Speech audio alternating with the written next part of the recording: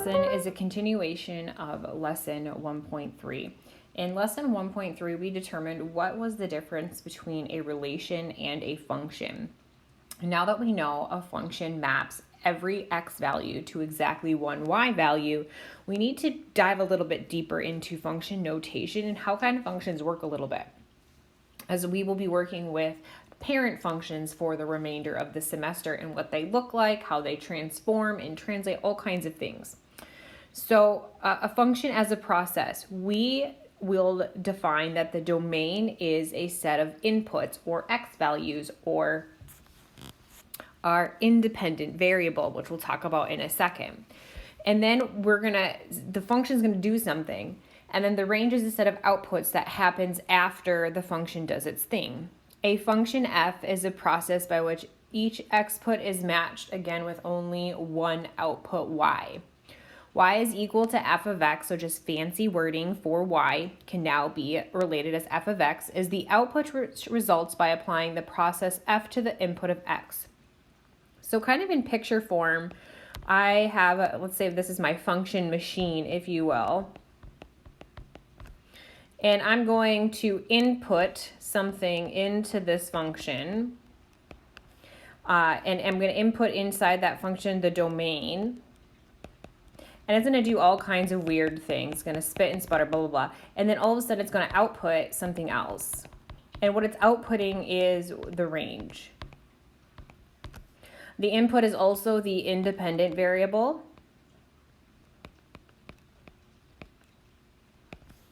And then the output is dependent upon whatever we put into the function itself. So in our equation, y is f of x. The value of y is completely dependent on the choice of x. So we call x is the independent variable, our input of our argument, and y is called the dependent variable. When graphing, the independent variable goes along the horizontal axis, or our x-axis, and the dependent variable goes along the vertical axis, or our y-axis. So in this particular equation, d is g of t. What is the independent variable and what is the dependent variable?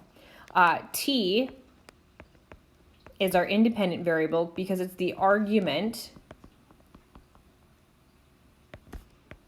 of g. And then d is the dependent variable, what pops out after we put in the independent variable.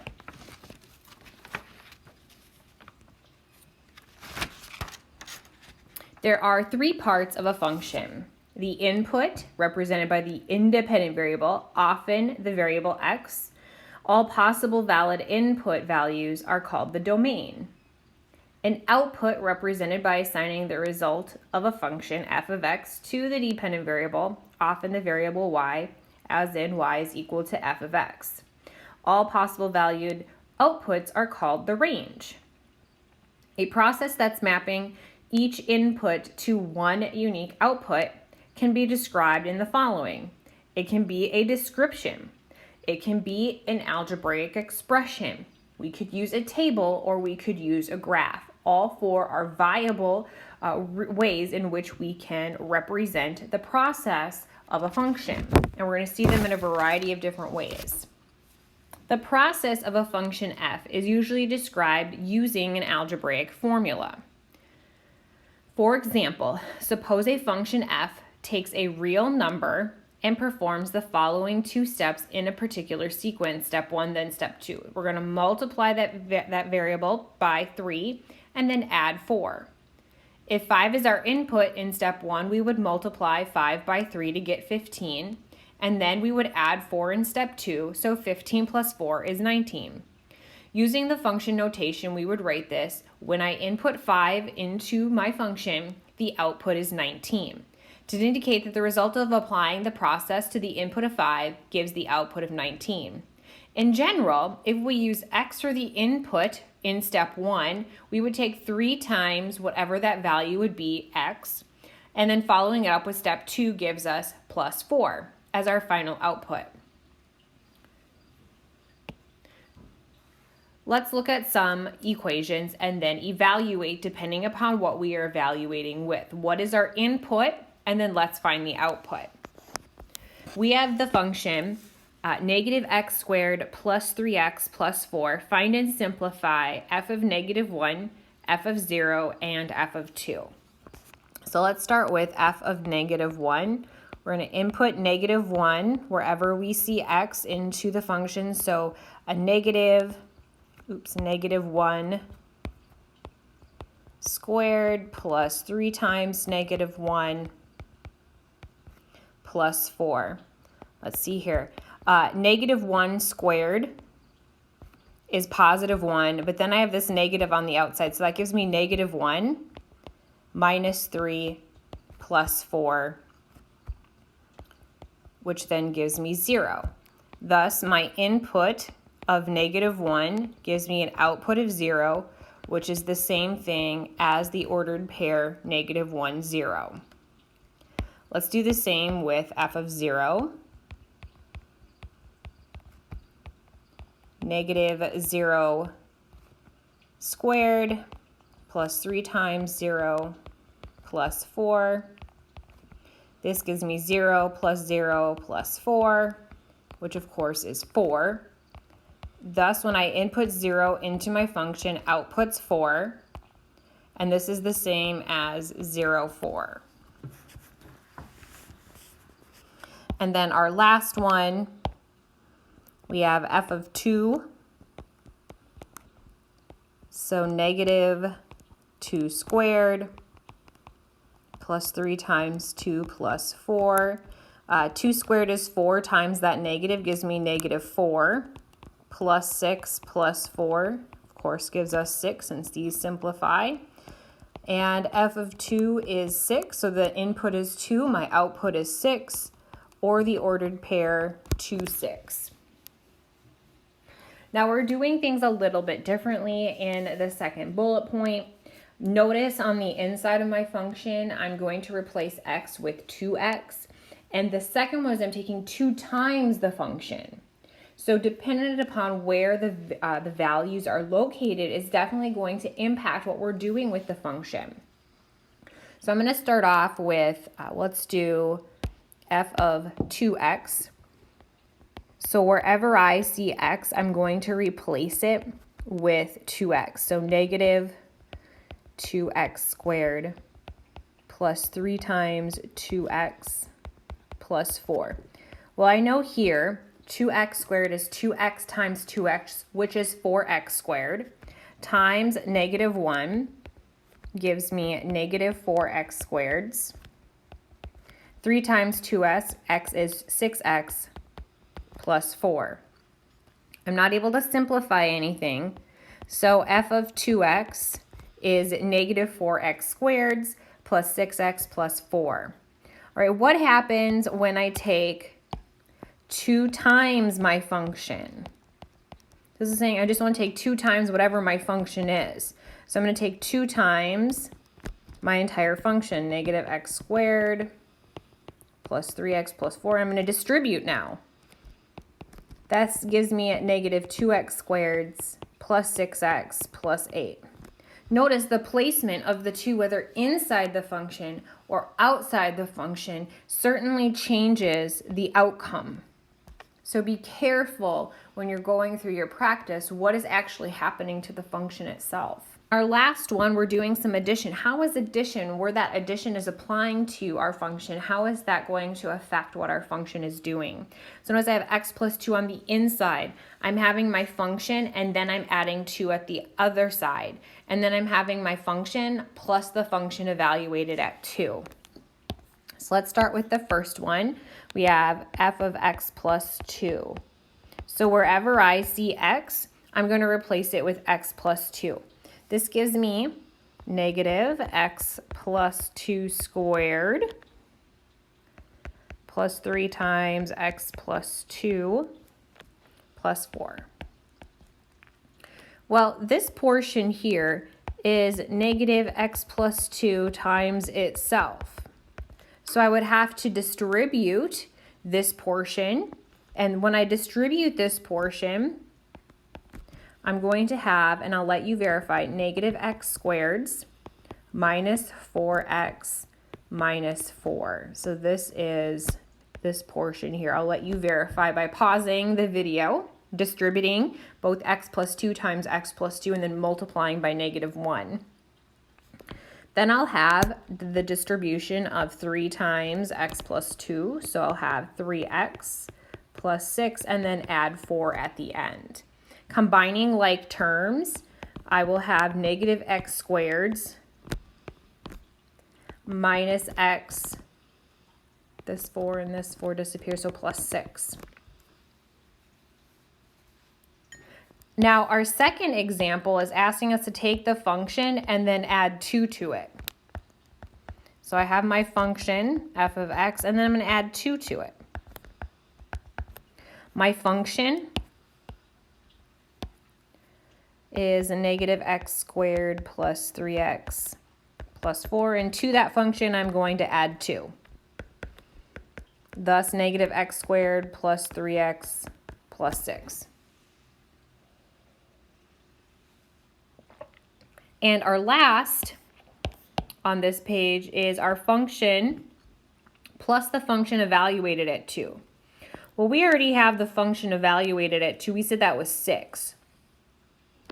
So I'm going to take my function plus my function evaluated at 2. Excuse my fingers for getting in the way here. My function is negative x squared plus 3x plus 4. And my function evaluated at 2 we said is 6. Thus negative x squared plus 3x plus 10. So it certainly matters where we're putting things and how it's going to affect our function. So be very careful with that. Don't rush. Kind of talk yourself through what it looks like. Find the implied domain for the function g of x is the square root of 4 minus 3x. This is a radical, and we know that we can't take the square root of a negative number. So all radicals we need to think about need to be evaluated for greater than or equal to 0. Again, we cannot have a negative number underneath the radical, otherwise it will produce an imaginary number, and therefore we wouldn't be able to see it on the graph itself. So if we're thinking about all real numbers here, we want to make sure that our domain is in real numbers that we can see. So I want to make sure that underneath my radical, to find my domain, I want 4 minus 3x to be greater than or equal to 0. And then, of course, I can solve by subtracting 4 from both sides or adding 3x. We could add 3x. That might be better. So 4 is greater than or equal to 3x. Get x by itself. We divide by 3. 4/3 is greater than or equal to x, or x has to be less than or equal to 4/3. So that's one way we can write it as an inequality, we know, for writing the domain. We also can write the domain as in brackets or braces notation. And I know that x has to be less than or equal to 4/3. Thus, from negative infinity all the way to 4/3, and it can be equal to 4/3. And I like to graph to verify that what I'm seeing is actually true. So I use Desmos, and I put into Desmos exactly what my function was. And I see that my graph does come from negative infinity all the way until I reach 4/3, which is the same as 1 and 1/3. And I do have a point here, but it doesn't go past that point. So I'm also going to go towards negative infinity. This is graph, even if we were to expand, is going to continue going to the left and up forever and ever. Let's also practice the range on this particular one. I know it doesn't ask us to, but it's always good to practice. So notice the lowest point on my graph is at 0 when I'm thinking about my y-axis. So my range starts at 0 and it's going towards positive infinity because my graph is going to the left and up for infinity. Find the implied domain for the function that's listed here. We've got two things happening here. We know that with denominators, we're not able to divide by 0. Life will implode if we divide by 0. We know this. So I have to make sure that my denominators are not equal to 0. We've got two instances here. I've got this large denominator, and then I have this smaller denominator that we have to look at. So I want to make sure that the small denominator, x minus 3, does not equal 0. And I also want to make sure that my larger denominator of 1 minus 4x, x minus 3, also does not equal 0, and then solve for each one of these. So if I add 3 to both sides, I know that x cannot be 3. So in this piece here, even though we don't see it here, there is going to be a hole in this graph. And then when I'm looking at the other side, I'm going to add 4x over x minus 3 to the other side so that I have 1 cannot be 4x over x minus 3 when I add to both sides. Then to get rid of this, I need to multiply both sides by x minus 3 to get rid of my denominator. Thus I have x minus 3 cannot equal 4x. Combine like terms by subtracting x. Negative 3 cannot be 3x. Divide by 3, divide by 3. Negative 1 cannot be x as well. And here we're seeing that negative 1 is an asymptote. So notice our graph is getting very close to that asymptote, but it's not actually going to touch there. So what does our domain look like? Our domain, notice as we're coming from the left, we're coming from negative infinity, we're going to hit this asymptote. So we can come all the way from negative infinity to negative 1, and I'm going to put a parenthesis because we have to hop over, hop over negative 1, and then we get to continue all the way till 3, which is our hole, because it can't be negative 3 or positive 3. We already said that. We're going to hop over 3, and then we get to continue to infinity forever. We'll discuss more about those in the upcoming chapters themselves. We'll dive in a little bit deeper. This is why using the graph can be very helpful when we're pairing it with the algebra that we're looking at. In this last example, I've got a couple things happening. We have both a radical and we have a denominator. So we want to make sure that our denominator doesn't equal to 0. I want to make sure that 6 minus the square root of t plus 3 does not equal 0. I also have a radical, so I also want to make sure that t plus 3 is greater than or equal to 0. And then we'll see what happens.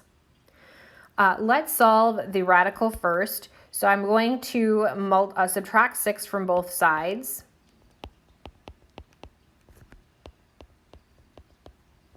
And divide by negative 1. To undo my radical, I'm going to square both sides. Thus, t plus 3 cannot equal 36. And then I'm going to subtract 3 from both sides. So t cannot equal 33. Now that we've found the denominator, we also need to think about the radical. So t also must be greater than or equal to negative 3. So we've got a lot of things coming out here. So we're going to have probably a hole at this location if I were to have grabbed the entire graph. But notice that my graph starting this particular point here is at negative 3, and we're going this way all the way until I reach 33. Then I'll have to hop over that and then continue on. So in this particular graph, I'm starting at negative 3, which is going to be included. There is that's where the graph is particularly starting. And we can go all the way to positive 33, where I'm going to put a parenthesis because I need to hop over that hole. And then I'll be able to continue on my way because I have to be greater than that value for the rest of the time. And again, the graph is a great picture of what's happening. In my last example, For N copies of the book, Me and My Sasquatch, a print-on-demand company charges the C of N dollars, where C of N is determined by this particular formula, 15N if N is greater than 1, but less than or equal to 25, 1350 times N, the number of books, I suspect.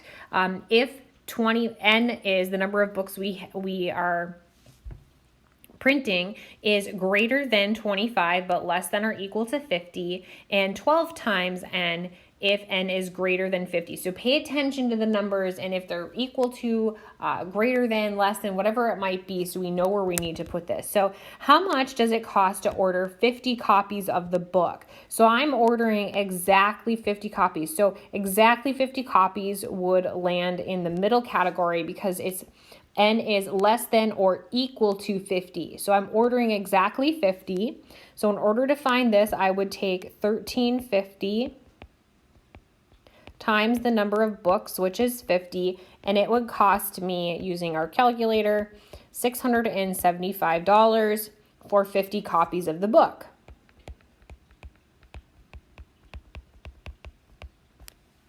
But if I want to order just one more, I am under this third one, right? Because I'm ordering 51 copies. So the number of copies is greater than 50.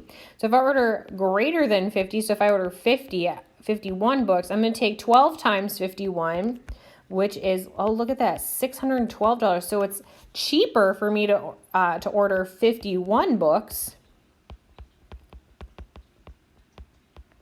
than it is to order 50 copies. So I might as well order more books if it's going to cost me less than that anyways.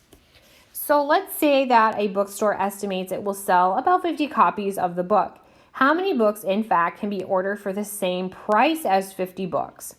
Round your answer to the nearest whole number. Well, I know that it costs $675 at the $50 at the order of 50 books. So where does 12N equal $675? The cost it would have for 50 copies. How many more can I order at this 12 mark? So if I divide by 12 and round to the nearest book, we should order 56 books, right? Because we can't order a portion of a book. That doesn't make sense in the context of the situation. So I can order 56 books for approximately the same as ordering 50. I might as well order more than that, right? So let's take a look at the picture of what this graph might look like. So all of these together, if I were to use this in Desmos, is the function. And each row has its own line. So y is equal to, notice I'm putting x instead of n since Desmos doesn't like other variables outside of x and y. So I'm using x instead of n. So I start off by putting the second part here, right, our inequality portion, and then I put a semicolon and then the equation or expression 15x. That's my red line. And I know that I'm going to be from 1 book to 25 books. These are going to be solid dots. Even though we don't have the solid dots on Desmos, I know that they're solid dots because they're equal to those values. Now I'm going to take a break and I'm going to go between my inequality of x is greater than 25 but less than or equal to 50 is my inequality, semicolon 13.5x. So in this particular one, this is going to have an open circle at the end because we can't equal 25. If I had equal to 25, it would be on the red line. But then I'm going to all the way to 50 books, which is included. So this is going to be a solid line. And then my next line, my next linear equation, we have x is greater than 50. So anything greater than 50 is going to be open circle. And then this is going to continue on forever and ever. So this is a little bit about functions and function notation and how we can utilize functions in a variety of different ways, from algebra to graphing and tables and charts if you decided to do that. But This will conclude our particular lesson today.